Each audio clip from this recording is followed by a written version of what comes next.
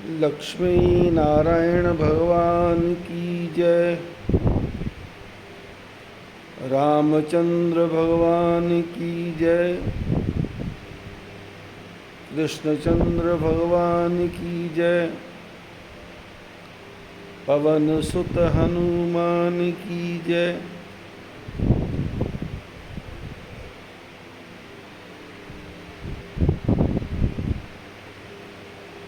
भगवान की भक्ति मनुष्य कैसे कर सकता है, इसकी अनेक प्रकार की विधियां शास्त्रों में बताई गई हैं।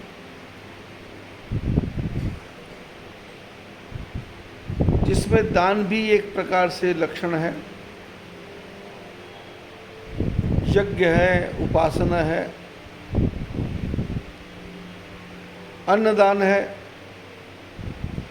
वस्त्र दान है,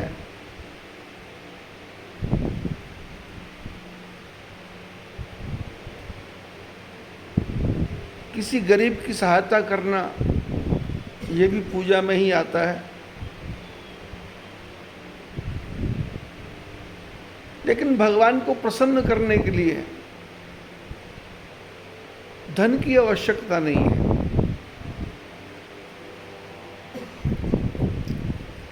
ब्राह्मण लोग जब पूजा करवाते हैं,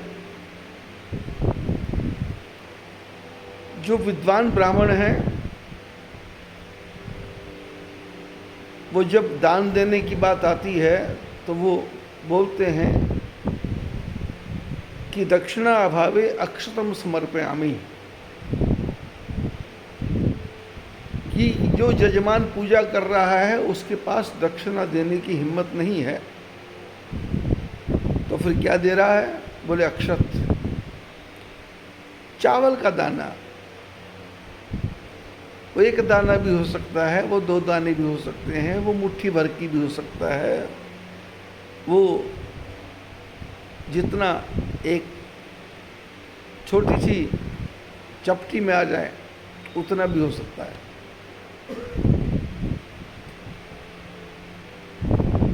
गणेश जी की पूजा करनी हो तो भगवान को पैसे की आवश्यकता नहीं है। दुर्बा, दूब जो कहीं भी मिल जाएगी, बस थोड़ी हिम्मत करना है और जाकर के खेत में से, बगीचे में से, किसी भी पेड़ के जड़ में से दूब मिल जाएगी। गणेश जी धूप से प्रसन्न हो जाते हैं, शंकर भगवान बेलपत्र से प्रसन्न हो जाते हैं। बोले बेलपत्र बड़ा है तो बोले आक ले आओ, धतूरा ले आओ, नहीं तो भांग, छोटा सा पेड़ है उसमें से भांग के पत्ते ही तोड़ के ले आओ। और भगवान नारायण अक्षत से प्रसन्न है।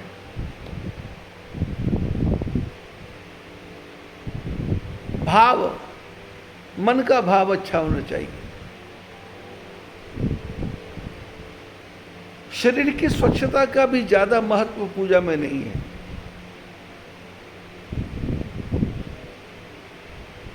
पूजा चौकी पे बैठ के भी की जा सकती है, जमीन पे बैठ के भी की जा सकती है,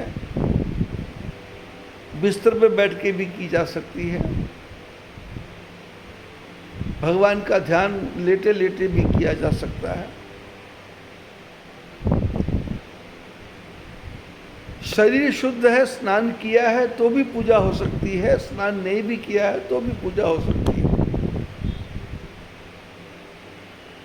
क्योंकि स्नान किया तो किया क्या? पानी के 2 लोटे शरीर में डाल लिए। अब पानी के 2 लोटे शरीर में डाल लिए, क्यों डाले? बोले शरीर में से पसीना आया था, धूल मिट्टी लगी थी, उसको साफ कर लिया। लेकिन गर्मी का मौसम है, गर्मी की ऋतु है, तो पसीना तो आना बंद होगा ही नहीं।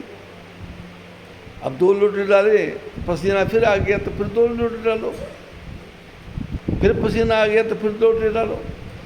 इससे तो सारा दिन स्नान ही करते रहो।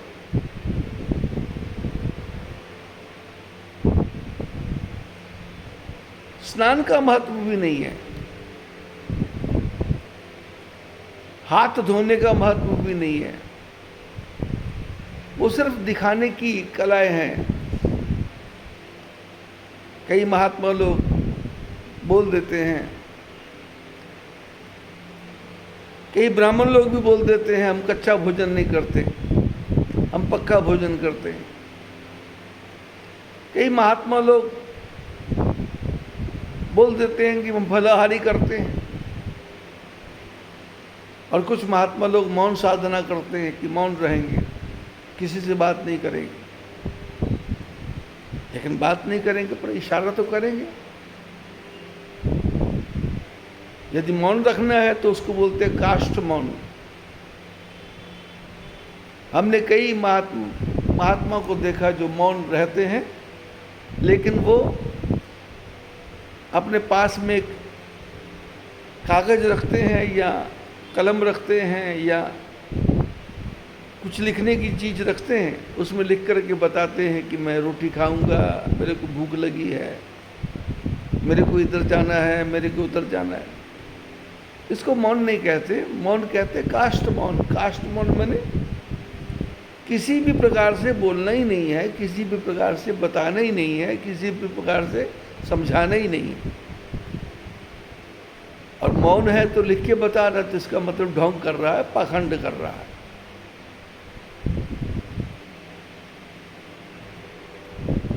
हमारे आश्रम में, बद्रीनाथ में जो आश्रम है चमोली जिले में, हर रोज महात्मा सैकड़ों की संख्या में आते हैं। एक बार 200 महात्मा इकट्ठे आ गए मंडली में, आश्रम में आके रुके, और हमारे जो कर्मचारी थे उन्होंने पूछा भोजन, उन्होंने कहा हम सब फलाहार करते हैं। अब जंगल में आश्रम, फलाहार कहाँ से लाएं? वो जो हमारा मुख्य भंडारी था वो मेरे पास आया, बोले 200 महात्मा हैं, फलाहार मांगते हैं। मैंने कहा आलू पड़े हैं, उबाल के खिला दो। तो भंडारी नीचे आया तो उसने कहा कि फलाहार में तो आलू मिलेंगे। उन्होंने कहा आलू खाने के लिए आए हम क्या? हालांकि मेरे पास सेब भी थे, संतरे भी थे, चीकू भी थे, अंगूर भी थे, कमी नहीं मेरे पास। पर मैंने कहा जाओ बोलो आलू। वो आया वापस भंडारी, बोले वो महात्मा कहते हैं हम आलू नहीं खाएंगे, हमको तो फल चाहिए। मैं नीचे उतर के आया और मैंने कहा कि इनमें से बोलो इनके जो मुखिया महात्मा कौन है, बड़ा कौन है, वो मेरे से आके बात करे। तो 3-4 महात्मा आगे आ गए, बोले हाँ बोलो। मैं उनको एक तरफ ले गया, मैंने कहा देखो ऐसा है, हमारे आश्रम का नियम है कि जो भोजन करता है उसको हम 500 रुपये देते हैं, और जो फलाहार करता है उसको सिर्फ फल देते हैं, पैसा नहीं देते। आपकी इच्छा है तो फलाहार शाम को कर लेना, आगे जाके कर लेना, 500 मिलेंगे। और आपकी इच्छा फलाहारी करने की है तो फल की व्यवस्था हो जाएगी, लेकिन 500 रुपये प्रति व्यक्ति को नहीं मिलेगा। बोले हम पूछ के बताते। मैं एक तरफ चला गया, वो ढूंढने लगे, बोले महात्मा जी कहाँ हैं? भंडारी ने कहा बोलो। बोले जी हम सब ने सलाह कर ली है कि हम भोजन ही कर लेंगे। 500 रुपये मिलने वाले थे। अब धीरे से आगे भंडारी ने कहा कि वो सब तो भोजन करने को तैयार है। मैंने कहा खिलाओ। भोजन खिलाया और मैं अपने कमरे में छुप गया जाके। भोजन करने के बाद सब चिल्लाए पैसे दो। मैं नीचे आया, 5-7 नौजवान लड़कों को लेकर के, मैं कहा हाथ में लठ पकड़ लो, 1-2 की ठुकाई करनी है आज। और मैंने भी हाथ में लठ पकड़ लिया, नीचे आया। मैंने कहा तुम्हारे मुखिया कौन है? वो जो 4 थे वो आ गए। मैंने कहा मारो इनको पकड़। जब ठुकाई चालू हुई तो सारे के सारे भाग। पाखंड करते हैं, ब्राह्मण भी पाखंड करता है। पका भोजन नहीं करेंगे, कच्चा भोजन नहीं करेंगे, ये भोजन नहीं करेंगे, वो भोजन नहीं करेंगे। जब लालच आ जाता है, लोगों को बोलता है बैंगन नहीं खाना, और घर में पत्नी को जाके बोलता है बैंगन की भाजी बनाओ। और शास्त्र कहता है पाखंड नहीं करना, साधारण होकर रहना है, जैसी परिस्थिति है वैसा बनना है। भगवान की पूजा में भी वस्त्रों की आवश्यकता नहीं है, लोटा थाली की भी जरूरत नहीं है। ब्राह्मण को यदि उसके बदले में पैसा दे देंगे तो ब्राह्मण प्रसन्न हो जाएगा।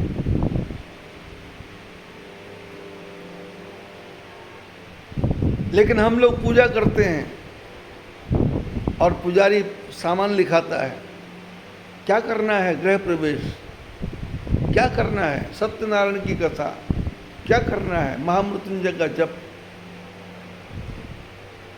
तो आजकल तो छपा हुआ ही सब कुछ आ जाता है, जो सामान लाना है,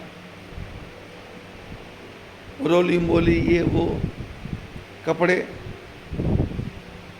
फिर वो 5-6 प्रकार की चौकियाँ बनाएंगे, फिर उसमें चावलों के साथ में बनाएंगे दिखावा।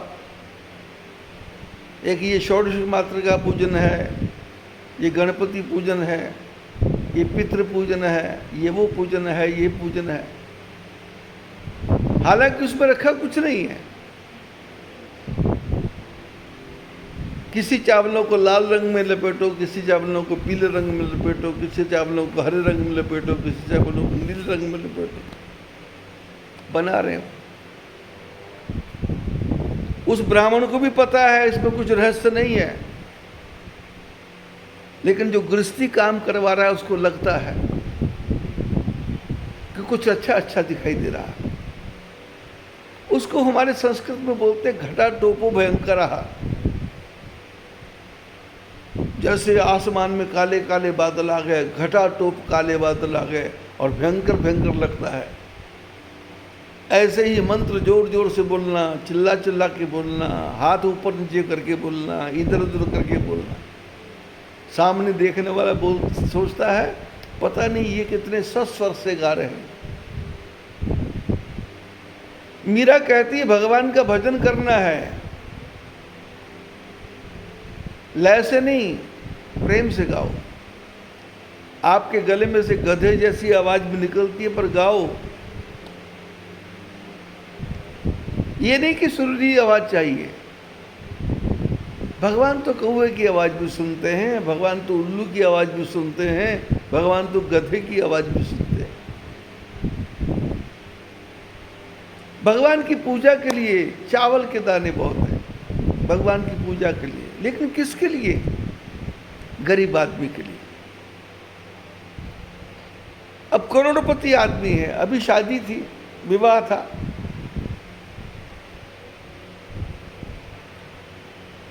हमारे शिष्य परिवार में। अब उनके भाई तो बहुत थे, 6 भाई 4 बहनें, लेकिन आपस में इतना डिस्प्यूट था, आपस में इतना झगड़ा था, आपस में इतना कलेश था कि कोई किसी के जाने को तैयार ही नहीं।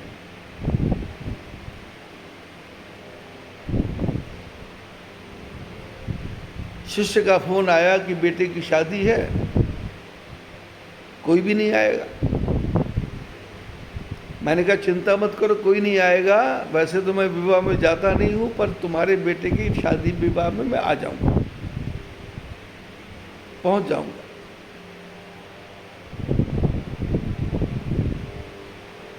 और भगवान की कृपा ऐसी हुई कि जो 2-4 आदमी आने वाले थे उसकी जगह कम से कम 50 आदमी आ गए। अब वो 50 आदमी भी देखा देखी आए, मेरा किसी को पता ही नहीं। 7 बजे उन्होंने आना था, होटल का नाम मेरे को बता दिया, मैं पहुंच गया, कमरा मेरे को मिल गया, फ़ोन करके बात हो गई, कमरे में चला गया, जेब में पैसा रख के गया था मैं, यदि पैसे की समस्या होगी तो पैसा दे देंगे, कर लो शादी। और उन्होंने कहा पैसे की आवश्यकता नहीं पड़ेगी, बेटा बैंक में है, लड़की भी बैंक में है, जिससे शादी हो रही।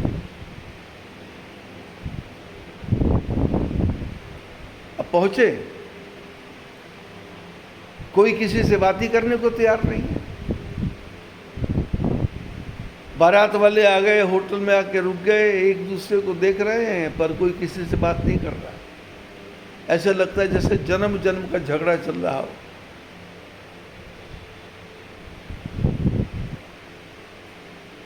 पाँच 500 मीटर जाना था होटल से, जहाँ दूसरे होटल में शादी थी, बस एक होटल से दूसरे होटल में। मैं जेब में 500 के नोट डाल के ले गया था। तो मेरे को लड़के के साथ के 3 मैनेजर, 3 बैंक के लोग जो थे वो मेरे को दिखाई दिए, जो शराब पी के आए हुए थे। तो मैंने उनको इशारा किया, मैंने कहा हो जाए डांस? बोले हो जाए। अननोन लोग थे, जानते पहचानते भी नहीं थे। और मैंने ढोलक वालों को और बैंड बाजे वालों को सबको 500 को नोट दिखाए। मैंने कहीं नोट मिलेंगे, धड़ाम धुड़ूम चालू कर दो। चल पड़ा, लड़का बैठ के, अब उसके ऊपर जो होती है वो लंबी सी गाड़ी, बग्गी बोलते हैं जिसको, रथ बोलते हैं। हम 3 ने और मैंने 4 ने डांस करना शुरू कर दिया। अब लोगों ने देखा बाबा डांस कर रहा, बाकी सब मेरे शिष्य ही थे जो भी थे। अब देखा देखी 1 आया, 2 आया, 3 आ रहा है, 4 आया, 5 आया, और 500 के नोट जब दिखने लगे तो बैंड भी खूब जोर जोर से, और उधर ढोल वाले भी खूब जोर जोर से, उधर घोड़ी वाला भी भाग के आ रहा है, मेरे को तो ये घोड़े वो ऐसा कर वैसा। चल पड़े धूमधाम से। जो नहीं भी नाचने वाला था वो भी नाच रहा है, जो लेडीज भी है वो भी नाचने लग गई, बुढ़े बुढ़े भी नाचने लग गए। और लड़के का मामा आया हुआ था जो कभी आता नहीं था, वो भी आके मेरे साथ बुर्र बुर्र बुर्र बुर्र करने लगे। डांस चलते चलते पहुंच गए, और वहाँ जिसके जहाँ शादी थी उन्होंने वो रिबन सा बांध रखा था, ये लड़के को आगे नहीं जाने देंगे। वहाँ वो औरतें करती होंगी, हमको तो पता नहीं क्या करते, लेकिन मैं लड़के के साथ में था। वो पैसे मांग रहे थे, मैंने कहा कितने चाहिए? 500, 1000, 2000, 5000, 10,000। और उन्होंने तो मजाकबाजी करनी थी। आधा घंटा हो गया और रिबन ही नहीं कट रहा। मैं वहाँ से निकला और दूसरे किनारे पे यहाँ रिबन बांधा था, मैंने रिबन खोला और छोड़ दिया, रिबन खुल गया। अब कौन काटे कौन नहीं काटे, चलो अंदर। देखा तो बड़ा भारी चकाचौंध,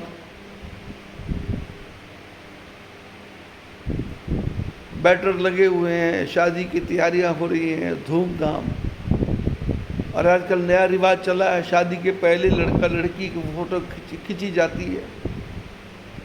कहीं दुपट्टा उड़ रहा है, कहीं ये हो रहा है, कभी वो हो रहा है। कोई किसी की गर्दन में हाथ डाल रहा है, कोई किसी की कमर में हाथ डाल रहा है, वो फोटो सब दिखाई जा रहा है। अब मिलनी हुई, अब मिलनी किसकी होनी? क्योंकि लड़के का दादा नहीं है, दादी भी नहीं है, लड़के के चाचा ताऊ हैं, लेकिन किसी से बनती नहीं। तो जो जिसने मेरे को बुलाया था उसने मेरे को सबसे पहले कर दिया कि मिलने में हमारे गुरुजी। अब उन्होंने मिलने के लिए क्या अंगूठी तैयार कर रखी थी कि जो बड़ा होगा अंगूठी देंगे, ब्लैंकेट देंगे, सामान देंगे। तो जब मैं बड़ा, मेरे को सोने की अंगूठी मिली। अब जब सोने की अंगूठी मिली तो सबके पेट में दर्द चालू हो गया कि हमको आगे क्यों नहीं किया, ताऊ जी को आगे करना था, चाचा जी को आगे करना था, फूफा जी को आगे करना था। आपने तो सामान लेके की तरफ जाके बैठ गए। अब फेरे पे बैठने के लिए कोई तैयार नहीं, सब भाग रहे हैं। ले दे के मैं लड़के के दो भाई को रोक दिया मैंने। अब पंडित जी का नंबर आ गया तो मैंने लड़के के बाप से पूछा, पंडित जी को शादी के बाद में क्या देगा? बोले 1100 रुपये बहुत है। मैं कहा नहीं, ऐसा करना, 2100 रुपये दे देना। अब इतनी चकाचौंध में पंडित साथ में आया था तो उसने सोचा 15-20 हजार रुपये मिलेगा। अब फेरे के पहले जब बैठा तो मैं भी जाके बैठ गया पंडित के पास। मैंने पंडित जी को एक तरफ बुलाया और बुला करके कहा, मैंने कहा पंडित जी आपको कितना पैसा चाहिए, आपको क्या लोगे? बोले जी वैसे तो 11,000 रुपया होता है। मैंने कहा ये आदमी 2100 रुपये देगा और 3,000 रुपये मैं आपको पहले चुपचाप दे देता हूँ, आप अपनी जेब में रख लो और जो जी देगा वो ले लेना। फेरे वेरे हुए, सब कुछ हुआ और जब आखिर में वो कुछ बांधते बांधते हैं तो पंडित जी ने इशारा किया तो फिर मैं इशारा लड़की वालों को कर देता था, 11 रुपये दे देना, 101 दे देना। वो ऐसे कर रहे थे। अब पंडित चढ़ गया। जब आखिरी पॉइंट पे आया तो मैंने कहा 101 रुपये दे दो। फिर तो पंडित भड़क ही गया, अरे इतना सजावट है, इतना ये है, इतना वो है, इतना वैसा है, इतना वैसा। तो कुछ तो करना चाहिए। मैंने कहा 1100 कर दो। 6,200 रुपया हो गया पंडित जी। अपनी पंडित जी से दोस्ती हो गई, मित्रता हो गई और बात करते करते मैंने पंडित जी से कहा गांव में शादी करवाते हो? बोले ये सब सेठ लोग हैं। क्या है? अरे हम गांव में शादी कराते हैं, 20-30 हज़ार रुपये हो जाता है। ये तो दिखावा ही दिखावा है, ये तो चोचले चोचले हैं, ये दिखावा ही दिखावा है। असंतुष्टा द्विजा नष्टा, संतुष्टा नृपा नष्टा, सलज्जा गणिका नष्टा, निर्लज्जा कुल स्त्रिया। शास्त्र कहते हैं राजा संतोषी होगा तो उसका विनाश हो जाएगा। राजा को संतोषी नहीं होना चाहिए, राजा को तो विकास करना चाहिए, आगे आगे बढ़ना चाहिए। और ब्राह्मण को संतोषी होना चाहिए, जितना मिल जाए ठीक है, जितना हो जाए ठीक है, अपने मुंह से कुछ नहीं बोलना चाहिए। हमारे गुरुदेव ने बचपन में सिखा दिया था कि पैसे से प्रेम नहीं करना, आदमी से प्रेम करना। पैसे से प्रेम करोगे तो पैसा एक बार मिल जाएगा। मन को मार के, मन को समझा के, जबरदस्ती। क्योंकि पैसे का दान क्या है? आप दिया सो दूध बराबर, मांग लिया तो पानी, छीन लिया तो खून बराबर, कह नानक गुरबाणी। अपने आप यदि दिया है तो वो दूध के बराबर है, और यदि मांग के लिया तो वो पानी के बराबर है। काम कुछ नहीं आएगा। पानी जिसमें मिला दो, सब्जी में मिला दो, दूध में मिला दो, दही में मिला दो, थोड़ा बहुत बढ़ जाएगा पर शांति नहीं मिलेगी। और जबरदस्ती कर दी तो खून के बराबर है। वकील ले जाएंगे, डॉक्टर ले जाएंगे, सरकार ले जाएगी। क्योंकि धन के भागी चार हैं, धर्म चोर नृप आग, कोपे तापे भ्रात त्रय करे जो ज्येष्ठ त्याग। धन के चार हिस्सेदार हैं, धर्म, राजा, अग्नि और चोर। सबसे बड़ा भाई धर्म है। जो धर्म पे लगा देगा उसका पीछा 3 आदमी से छूट जाएगा, चोरों से छूट जाएगा, राजा से छूट जाएगा और अग्नि से छूट जाएगा। और यदि धर्म नहीं करेंगे तो आग लग जाएगी, चोर ले जाएंगे, नहीं तो टैक्स लग जाएगा। जो बड़े भाई का त्याग कर देता है उसमें 3 भाई क्रोध करते हैं। कोपे तापे भ्रातृ करे जो ज्येष्ठ त्याग। जो बड़े भाई का त्याग कर देते हैं उस पर 3 भाई कुपित हो जाते हैं। इसलिए येन केन विधि दीन ही दान करे ही कल्याण। बोले जिस प्रकार से भी हो, जिस बहाने से भी हो, दान करने से कल्याण होगा। और दान करना किसको है? दातव्यम इति यद्दानम दीयते अनुपकारिणे देशे काले च पात्रे च तद्दानम सात्विकम स्मृतम। बोले दान, दातव्यम इति यद्दानम दीयते अनुपकारिणे। दान दिया और दान देने के बाद में ये आशा रखना कि मैंने दान दिया तो इसको मेरे को फल मिले, ऐसा तो सोचना भी नहीं है। क्यों? दान मैंने नहीं दिया, भगवान ने मेरे को दिया था तो मैंने दे दिया। यदि भगवान मेरे को देता ही नहीं तो मैं कहाँ से देता था? परमात्मा ने मेरे को दिया, मैंने आगे दिया। और परमात्मा मेरे को भिखारी बनाता तो मैं कहाँ से देता था? और दान कैसे देना? देशे काले च पात्रे च। अच्छे देश में देना है, अच्छे समय में देना है, अच्छे पात्र को देना है जिसको उसकी आवश्यकता हो। समुद्र में पानी फेंकने से कोई लाभ नहीं है, कुएं में पानी डालने से कोई लाभ नहीं है। घर के बाहर छोटी सी जगह बनी हो, यहाँ गाय आके पानी पी ले, कुत्ता आके पानी पी ले, जानवर आके पानी पी ले, वहाँ पानी डालना है। जिसका पहले पेट भरा हुआ है उसको तुम दान दोगे तो उसका मन भरेगा नहीं। 100 दोगे तो 1000 मांगेगा, 1000 दोगे तो 10,000 मांगेगा, 10,000 दोगे तो लाख मांगेगा, लाख मांगोगे तो करोड़ मांगेगा।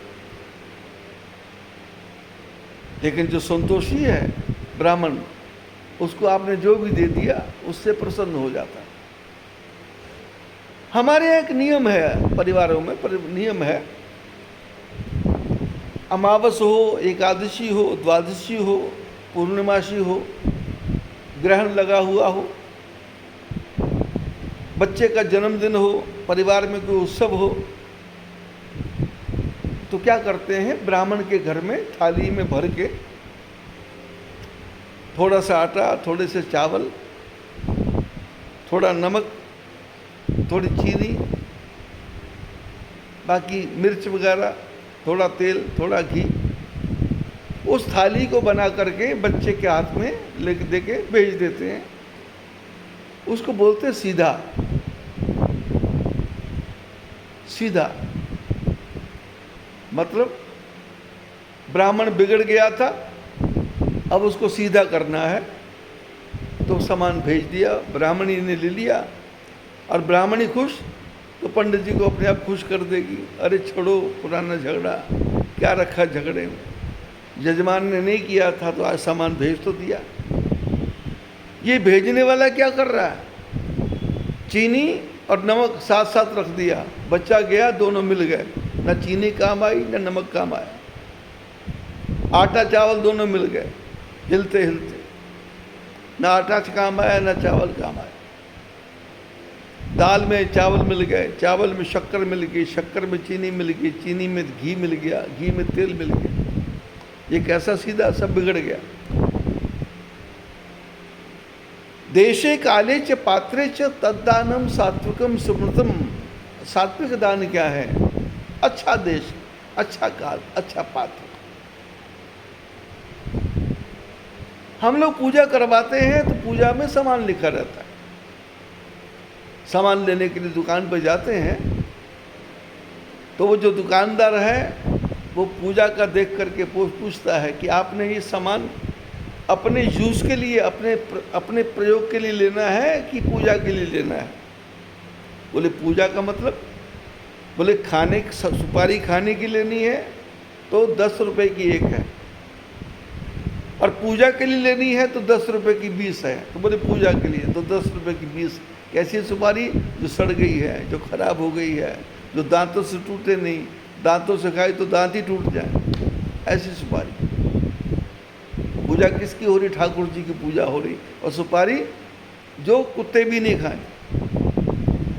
अंगोछा ले लिया 4, 5, 6, 7, और ऐसा अंगोछा कि पहली बारी नहाने से ही अंगोछे के अंदर से सारे टुकड़े टुकड़े हो जाएं। खाट मिली तो खाट पे बैठते ही खाट ही टूट जाए। छाता भी लिया तो वो बटन वाला, बटन से खोलते ही छाते के 2 टुकड़े बाहर, छाता कहीं और डंडा हाथ में। नहीं नहीं नहीं, आप मत दो किसी को, सामान मत दो पंडित जी को। पंडित जी को उसके बदले पैसा दे दो कि आप अपनी इच्छा से सामान खरीद लेना, पूजा हो जाएगी। ये मैंने बचपन में सीखा। 1975 में अमृतसर में मैंने अपने गुरु जी की आज्ञा से हनुमान जी का मंदिर बनाया। तो मंदिर बनाया तो 14 फुट ऊंची मूर्ति, पत्थर की मूर्ति नहीं, सीमेंट की सरिये से। तो कहा कि लक्ष्मी नारायण का भी बना दो, राधा कृष्ण का भी बना दो, सीताराम लक्ष्मण का भी बना दो। तो ऐसे मंदिर बना दिए, सामने 14 फुट की मूर्ति। अब जब मंदिर बन गया, पुराना मकान था उसको तोड़ के बनाया। किसी को बाहर पता भी नहीं लगना चाहिए क्योंकि सरकारी जमीन थी, आगे से रोड जाने वाली थी। अपने मकान की रक्षा भी करनी थी। पीछे हिंदुओं के मकान थे पंजाब में, अमृतसर में। यदि आप अपने मंदिर नहीं बनाते थे तो पीछे हजारों हिंदुओं के मकान तोड़ देते थे सरदार लोग। तो 1975 में गया तो अंदर अंदर सारा मकान तोड़ के बाहर से वैसे रखा और अंदर अंदर तोड़ के बनाया। मंदिर बन गया, पैसा बहुत ज़्यादा लग गया। गुरुजी देखने आए, मंदिर अच्छा बन गया, ठीक है। मैंने कहा इसकी प्राण प्रतिष्ठा करनी। बोले तू कर अपने आप। मैंने कहा मैं कहाँ से करूँ? आपने जो पैसा भेजा इसमें लग गया, ठेकेदार से बात कर लो, मेरे पास तो कुछ बचा नहीं। 1100 रुपये उन्होंने मेरे को दिया। बोले ये 1100 रुपया है, अब तेरी मर्जी है, जो करना है कर, ऐसा करना है क्या करना है क्या नहीं करना। अब दिमाग मेरा बचपन से शार्प था, तेज था। लोगों के साथ रहते रहते मेरा दिमाग अच्छी अच्छी बातें सीखता था मैं। तो मैंने वहां के पंडितों से मित्रता कर ली थी। एक लक्ष्मी नारायण जी पंडित थे, राजस्थान के रहने वाले। सारे मारवाड़ी समाज में उनकी घुसपैठ थी, सब लोग उनको मानते थे। नाम था लक्ष्मी नारायण। उनके घर में 7-7 लड़कियां, लड़का कोई भी नहीं। जाना आना घर में हो गया। जो लड़कियां हैं भाई भाई कहने लग गई, और पंडित जी भी मेरे को बेटा बेटा कहने लग गए। अब तो जब कभी भूख लगती तो उनके घर ही पहुंच जाता मैं। खाने के समय पहुंच जाता, शाम के समय पहुंच जाता, दोपहर के समय पहुंच जाता। मंदिर की पूजा का समय हुआ, प्राण प्रतिष्ठा का, उसके पहले ही हमने मंदिर खोल दिया। हनुमान जी की मूर्ति को देखने के लिए लोग आने लगे, प्रसाद चढ़ने लगा, भीड़ बढ़ने लगी। तो हमने हनुमान जी की प्राण प्रतिष्ठा का समय तो रखा नहीं, हमने कहा दूसरी मूर्तियों का प्राण प्रतिष्ठा करेंगे, क्योंकि दिखाने के लिए लोगों को झूठ बोलना पड़ा कि हनुमान जी की मूर्ति तो 200 साल पुरानी है, अंदर ढकी हुई थी, बाहर दिख नहीं रहा था, क्योंकि आश्रम को भी बचाना था, पीछे वो मारवाड़ी समाज के मकानों को बचाना था, हिंदुओं के मकानों को बचाना, और गली की तरफ जिधर से गली जाती उधर और मूर्तियां रखवा दी अंदर। 3 मंदिरों की प्रतिष्ठा। पंडित जी के घर में गया, मैंने कहा पंडित जी बड़ी धर्म संकट है। बोले क्या हो गया? मैंने कहा मंदिर 3 हैं और रुपए मेरे पास 1100 है। गुरु जी ने कहा इसी में पूजा करो, इसी में पाठ करो, जो करना करो, बाकी तेरा बुद्धि है, तू क्या करता है, कैसे दिमाग लगाता है, मैं तो इससे ज़्यादा दे नहीं सकता। वो तो चले गए। पंडित जी ने कहा पैसे कहाँ हैं? मैंने कहा ये हैं। बोले ला मेरे को दे। मैंने दे दिए। बोले जाओ तैयारी करो। मैंने कहा सामान कहाँ से आएगा, पूजा का सामान इतना? 10-20 हज़ार का तो सामान ही है। बोले तू चिंता मत कर। बोले गागर मैं ले आऊँगा घर से, मेरे 4-5 बड़ी बड़ी गागर हैं, लोटे मैं ले आऊँगा, थालियाँ मैं ले आऊँगा, अंगूछे मैं ले आऊँगा, धोती मैं ले आऊँगा, क्योंकि मैंने लगाना है, मैंने लेना है, मैंने लेके जाना। प्राण प्रतिष्ठा है तो लोगों में हनुमान जी के प्रति श्रद्धा थी। कोई घी का टीन दे गया, कोई तेल का टीन दे गया, कोई आटा दे गया, कोई चीनी दे गया, कोई चावल दे गया। प्राण प्रतिष्ठा शुरू हुई तो पंडित जी ने घर से अपने 2-3 छोटे छोटे पंडित ले आए जो सामान रख दे। फिर वही एक चौकी में षोडश मातृका, एक चौकी में गणेश जी, एक चौकी में नवग्रह, लाल पीले काले चावल लपेटना शुरू हुआ। लोग भी देख रहे हैं। एक चौकी पे काला कपड़ा, एक चौकी पे लाल कपड़ा, एक चौकी पे पीला कपड़ा, फिर उस पर डेकोरेशन, धूम मच गई।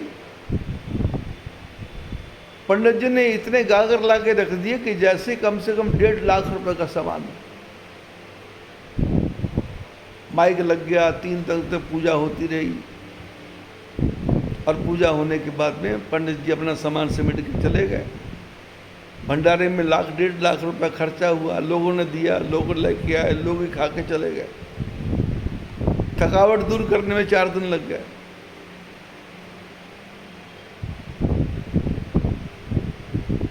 दस 12 दिन के बाद मैं पंडित जी के घर में पहुंचा। मैंने कहा पंडित जी समझ नहीं आया ये सब काम कैसे हो गया। उन्होंने कहा तेरी चालाकी से, तेरी बुद्धिमानी से। बोले हमको कुछ सामान की जरूरत नहीं, हमारे घर में तो ट्रंक भरे पड़े हैं कपड़ों के, धोतियों के। ऐसी ऐसी धोतियां लोगों ने दी हैं जिसको आदमी एक बार पहने तो पहली बार में फट जाए। पूजा का सामान ऐसा देते हैं लोग कि किसी काम नहीं है, और हम भी फेंक नहीं सकते। जजमान ने दिया है। तब से मेरे को जो भी आदमी को कहता पूजा करवाना है, मैं बोलता हूं ब्राह्मण को तय कर दो कि कितने में पूजा करनी है, कितने में काम करना है। ये पैसा पकड़ो और अपना सामान लाओ, अपना सामान रखो, और ये पैसा आपके काम आएगा। जैसा बढ़िया कपड़ा लेना है, जैसा बढ़िया वस्त्र लेना है, जैसा बढ़िया सामान लेना लो। अब सामान ला करके बेकार में फेंकने से क्या फायदा, क्या लाभ? तो दिखावा ज्यादा नहीं, ठाकुर जी को दिखावा नहीं। ठाकुर जी कहते हैं तुम तो मन का मंदिर बना लो, मन के मंदिर में प्यारे बिठा ले उसे, जीवन नैया का केवट बना ले उसे, फिर तो आने में उसके कहाँ देर है, फिर तो आने में उसके कहाँ देर है। सच्चे हृदय से उसको बुला कर तो देख, प्रभु बंधे हुए खिंचे हुए चले आएंगे, जरा तारों से तारे मिला कर तो देख।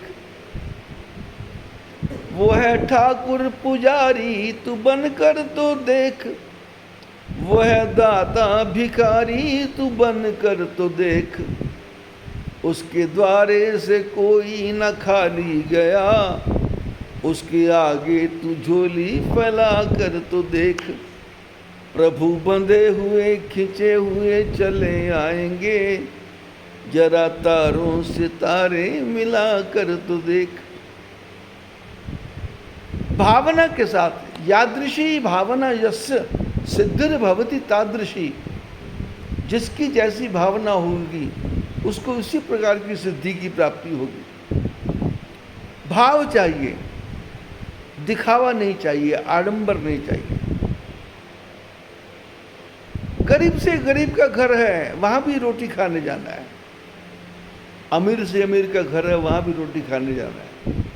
गरीब के घर में 2 रोटी ज्यादा खाएंगे तो उसको खुशी होगी, अमीर के घर में ज्यादा खाएंगे तो उसको कोई खुशी खुशी नहीं है,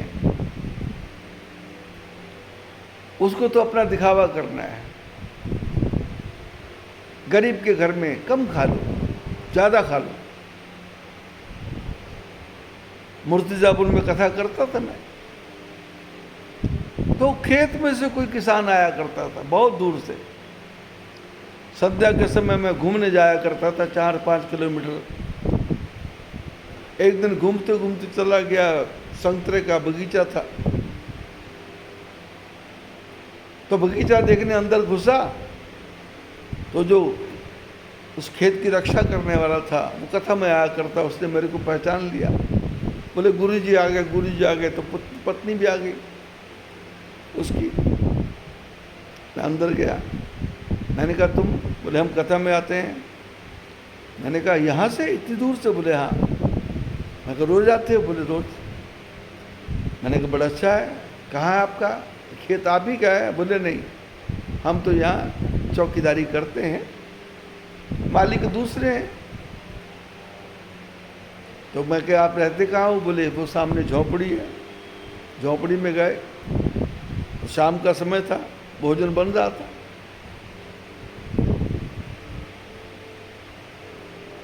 जो इधर रोटी बनती है मोटी मोटी, काहे की, ज्वार की, बाजरे की, पता नहीं काहे की।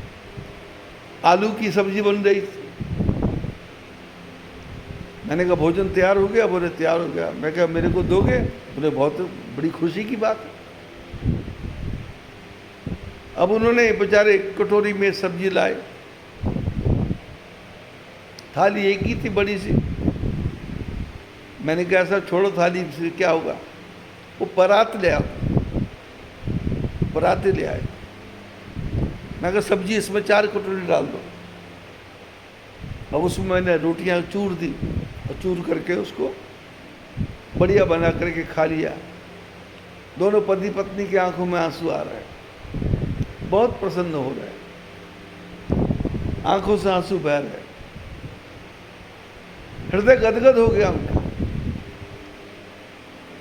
रात को सत्संग होता था, सत्संग में आके उन्होंने सबको आके बोला कि महात्मा जी हमारे यहाँ आए और साधारण ढंग से भोजन करके चले गए, मीठे ढंग से। अमीर के यहाँ जाते तो भाव नहीं, आव नहीं, आदर नहीं, नैनन नहीं स्नेह, तुलसी वहां न जाइए चाहे कंचन बरसे मेह। बोले स्वागत नहीं है, आव नहीं, आदर नहीं, और आंखों में प्रेम भी नहीं है। बोले तुलसीदास जी कहते हैं वहां बिल्कुल नहीं जाना चाहिए, चाहे वहां सोना भी क्यों ना बरस रहा हो, सोना भी बरसे तो भी जाना नहीं चाहिए। भगवान की पूजा कैसी पूजा? सीधा साधा। आदमी बीमार है, पूजा कर सकता है। आदमी बिस्तर से नहीं उठ सकता, पूजा कर सकता है। बिना स्नान के पूजा कर सकता है, बिना हाथ पैर धोए पूजा कर सकता है, मोली की भी जरूरत नहीं है, रोली की भी जरूरत नहीं है। आपके पास चावल है तो वही भगवान के सामने चढ़ाते जाओ। आपके पास भांग के पत्ते हैं, वही भगवान को चढ़ाते जाओ। आपके पास दूब है, वही भगवान को चढ़ाते जाओ। आपको तुलसी का पत्ता है, एक तुलसी का पत्ता ठाकुर जी को चढ़ा दो, भगवान प्रसन्न है। आडंबर, क्योंकि भगवान जानते हैं कि मनुष्य मैंने बनाया, और ये जो मनुष्य बना है ये मैंने नहीं बनाया, ये अपने पूर्व जन्म के कर्मों के अनुसार बना है। पुण्य किए थे तो गरीबी से धीरे धीरे ऊपर उठता गया, उठता गया, उठता गया, उठता गया, और पाप किए थे तो अमीरी से नीचे गिरता गया, गिरता गया, गिरता गया, गिरता गया। भगवान ना किसी को बनाते हैं, बस मनुष्य बना के छोड़ दिया, और साथ में प्रारब्ध लिख दिया, माथे पर रेखाएं लिख दी। आयु कर्म च वित्तम च विद्या निधनम में च पंचेतानी, बोले 5 वस्तुएं पैदा होने के 6ठे दिन विध माता भाग्य में लिख देती है। कितनी आयु होगी, क्या काम करेगा, कितना धन होगा, आयु कर्म च वित्तम च विद्या कितना पढ़ेगा, और कब मरेगा, ये 5 वस्तुएं गर्भ में लिखी जाती, गर्भ के बाहर आते लिखी जाती है।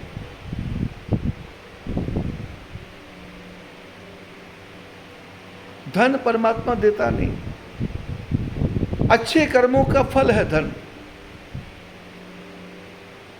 अच्छा मकान भगवान देता नहीं, अच्छे कर्मों का फल है भगवान। ये मनुष्य का जन्म बीज बोने का जन्म है, इसमें बीज बोना है और काटना। बोले मरने के बाद स्वर्ग जाएंगे, बोले स्वर्ग में इंद्र की गद्दी, इंद्र का साथ, लेकिन वहां क्षीणे पुण्य मृत्यु लोके बसंती।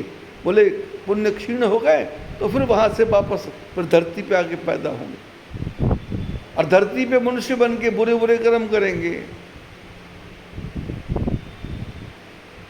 जो नहीं खाने वाली वस्तु उनको खाएंगे।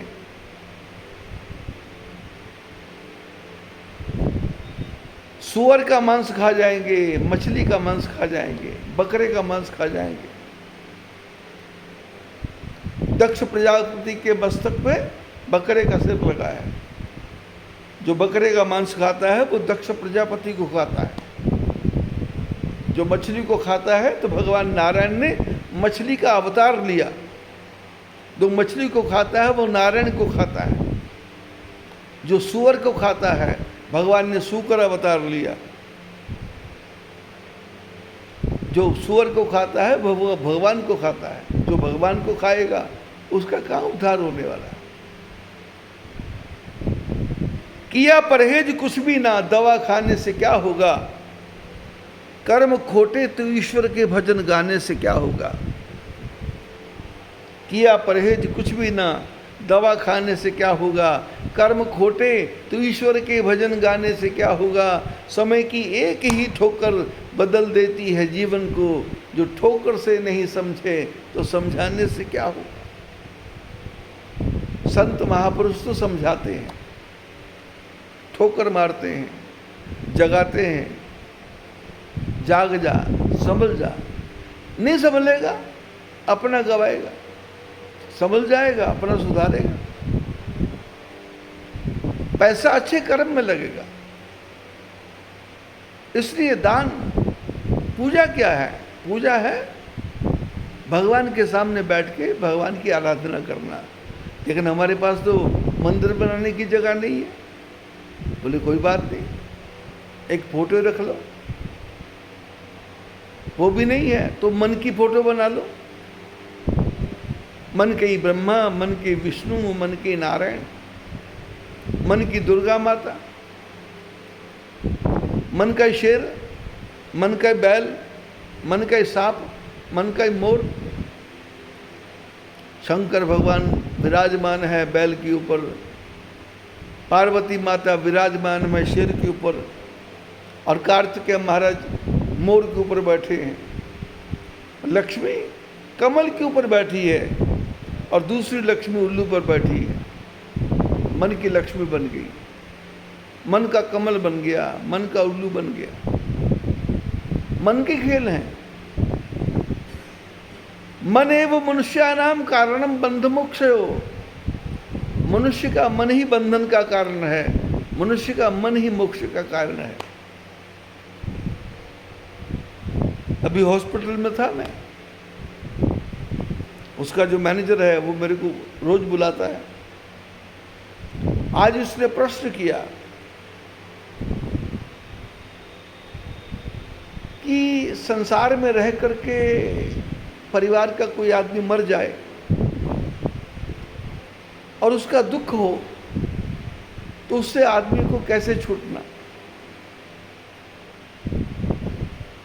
मैंने कहा किसका दुख? बोले जो मर गया। मैंने कहा जो मर गया उसको पता है कि आप दुखी हैं? बोले उसको क्या पता, वो तो मर गया। तो मैंने कहा फिर आप दुखी क्यों हो रहे हैं उसके लिए? जिसके लिए आप दुखी हो रहे हैं उसको तो पता ही नहीं है, तो आप दुखी क्यों हो रहे हैं? आप दुखी इसलिए हो रहे हैं कि जो मरा उसके पैसे से घर चलता था, वो घर में चौकीदारी का काम करता था, वो घर में रह के पूरे घर की सुरक्षा करता था। बाप के मरने पे कोई रोता नहीं है। बाप मरता, मरने से पहले 6 साल तक खाट पे पड़ा रहता। यदि उसको पेंशन मिलती है तो परिवार का कोई भी आदमी नहीं चाहता कि मरे, क्योंकि 50,000 पेंशन मिलती है। ये मर गया तो पेंशन चली जाएगी, इसलिए पड़े पड़े की सेवा हो रही है। 5,000 का नौकर रख दिया, वो सेवा कर रहा है। बुढ़े को पड़े रहने दो। लेकिन बुढ़े को यदि कोई पेंशन वेंशन मिलती नहीं है और रोज का 5,000 खर्च हो रहा है, तो फिर तो महात्माओं को फोन जाते हैं कि महात्मा जी कोई उपाय करो, कैसे मरेगा ये, कैसे इसके प्राण निकले। आज प्रातःकाल ही फोन आया मेरे पास कि सास बीमार है, बिस्तर पे पड़ी हुई है। तो मैंने कहा पड़ी रहने दो।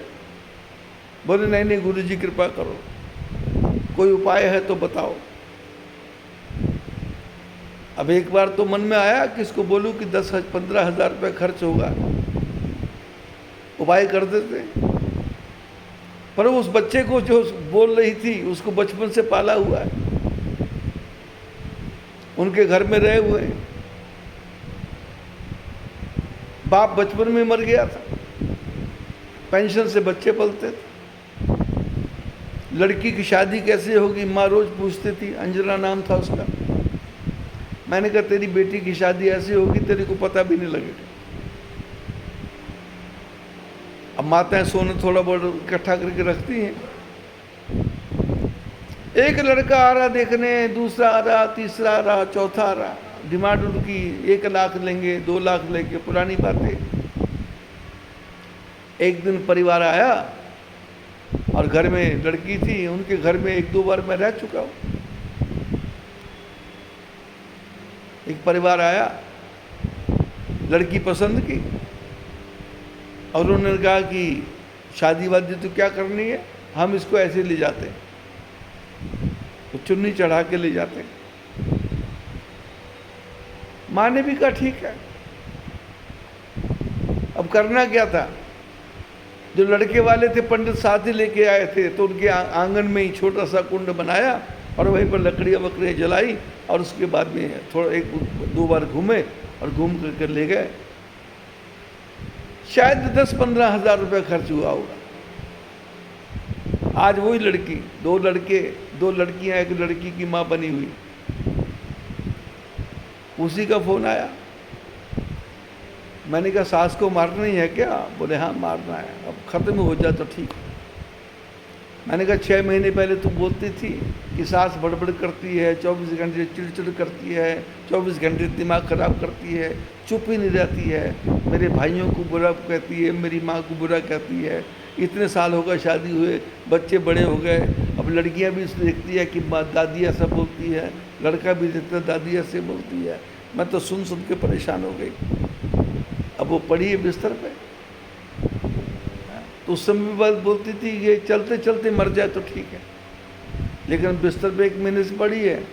बोले अब बताओ उपाय कोई। मैंने कहा 10 किलो गेहूँ किसी ब्राह्मण को दे दे। 2 बजे अभी फ़ोन आ गया कि सास तो चली गई, छुट्टी हो गई सास में। आदमी विचार क्या करता है? मैंने कहा तुम बोल रहे हो आदमी को दुखी होना चाहिए। दुख होता है, दुख किसी को नहीं होता, किसी के मरने से कोई दुखी होता नहीं, अपने स्वार्थ से। इसके बाद परिवार को कौन संभालेगा, इसके बाद दुनिया को कौन देखेगा? मैंने कहा शास्त्रों में कथा आती है, मंदालसा नाम की माता थी, बचपन में बहुत सुंदर थी। राजा की शादी के लिए लड़की ढूंढने निकले तो वो लड़की पसंद आ गई। राजा प्रस्ताव लेके गए कि मैं तुम्हारे से विवाह करना चाहता हूँ। मंदालसा ने कहा मेरे से विवाह क्यों करना चाहते हो? बोले तुम सुंदर हो। बोले क्या सुंदरता देखी मेरे अंदर? ये शरीर तो क्षणभंगुर है, क्षणभंगुर जीवन की कलिका, कल प्रात को जाने खिली न खिली, मलयागिरी की शुचि शीतल मंद सुगंध समीर मिली न मिली। कलिकाल कुठार लिए फिरता, तन नर्म है चोट झिली न झिली, ले ले हरि नाम हरि रसना, फिर अंत समय में हिली ना हिली। बोले कि क्षणभंगुर जीवन है, एक क्षण का पता नहीं है। क्या भरोसा है इस जिंदगी का, साथ देती नहीं ये किसी का। शम्मा बुझ जाएगी जलते जलते। जीवन सुख दुख का एक हेरा फेरा है।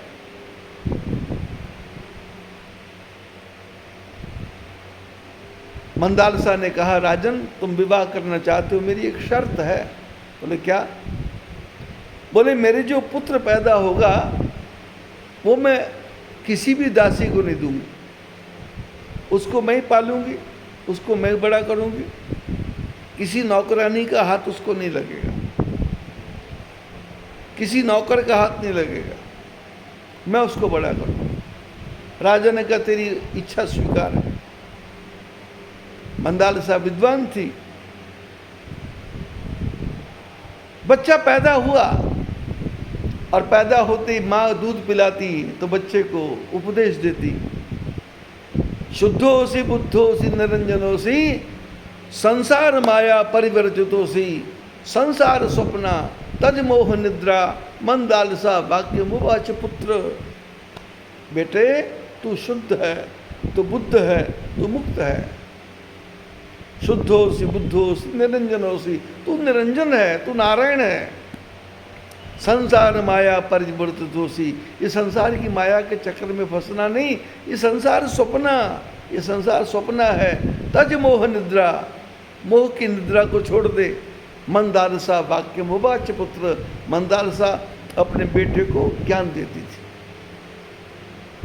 बेटा 5 साल का होता था और 5 साल का होते ही ज्ञान आने लगा और ज्ञान आते बच्चा घर से चले जाता। 6 बच्चे पैदा हुए। 5 साल की उम्र में बच्चा घर छोड़ के जंगल में, ना कुछ लेना न देना।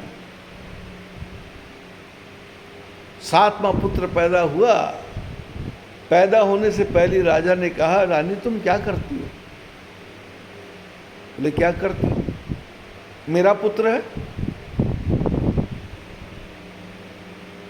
बोले अंश तो मेरा है। बोले अंश है पर पैदा तो मैंने किया है, मेरा अधिकार पहले है। मैंने आपको पहले ही कहा था शादी के पहले, विवाह से पहले, कि मैं पुत्र को किसी को हाथ नहीं लगाने दूंगी। बोले नहीं ऐसा मत करो, राज्य को कौन संभालेगा, ऐसे सब चले जाएंगे। तो उसने कहा ठीक है, आज के बाद जो भी संतान पैदा होगी वो आपकी होगी, आप ही पालोगे, मैं हाथ भी नहीं लगाऊंगी, दूध पिलाऊंगी, बस कुछ नहीं। राजा प्रसन्न हो गया। माँ तो माँ थी, उसने बेटे के गले में एक ताबीज बांध दिया। बस बच्चे को दूध पिलाते समय यही बोलती कि जीवन में कभी कष्ट आए, जीवन में कभी दुख आए तो गले का ताबीज खोलना, सोने में रखा हुआ है, कभी खराब नहीं होगा, तो उसको फोड़ के देखना, इसमें जो लिखा है उसको ध्यान से पढ़ना और जीवन का सारा दुख दूर हो जाएगा। बेटा नौकरों के साथ रहा, नौकरों की आदतें, नौकरों की बातें, लड़ाई करना, मारना, काटना, ये करना, वो करना, मंदालसा कुछ नहीं बोलती, जैसा मर्जी करो। कभी समझाया भी नहीं, कभी बात भी नहीं की, ज़्यादा बात नहीं। राजा मर गए, माँ मर गई, राजा बेटा राजा बन गया। लोगों ने चारों तरफ से आक्रमण कर दिया, राजा हार गया, हार करके जंगल में चला गया, अकेला बैठे पेड़ के नीचे बैठे रो रहा है कि सब कुछ लुट गया, मेरे पास क्या बचा। जब सिर नीचे करके रो रहा था तो गले में पड़ा ताबीज दिखाई दिया, याद माँ की आई। ताबीज खोला और उसको पत्थर से तोड़ा और अंदर पड़ा कागज खोला तो उसमें लिखा था, शुद्धोसी बुद्धोसी निरंजनोसी संसार माया परिवर्जितोसी संसार स्वप्ना तज मोह निद्रा मंदालसा वाक्य मोवाच पुत्र। मंदालसा के वचन, बेटे तू शुद्ध बुद्ध मुक्त है, संसार में फंस मत, सब छोड़ के चला जा। बेटा तो हंसने लगा, जब अपना कुछ है ही नहीं। क्यों भूला भूला फिरे जगत में, किससे क्या नाता रे। माता कहे ये पूत है मेरा, बहन कहे मेरा भाई। और हंसा जब उड़ जाए पिंजरे से, हंस अकेला जाए। मन भूला भूला फिरे जगत में, कैसा नाता। बेटे ने ताबीज पढ़ा और ज्ञान हुआ और मुंह में से आवाज निकली, सच्चिदानंद भगवान की जय।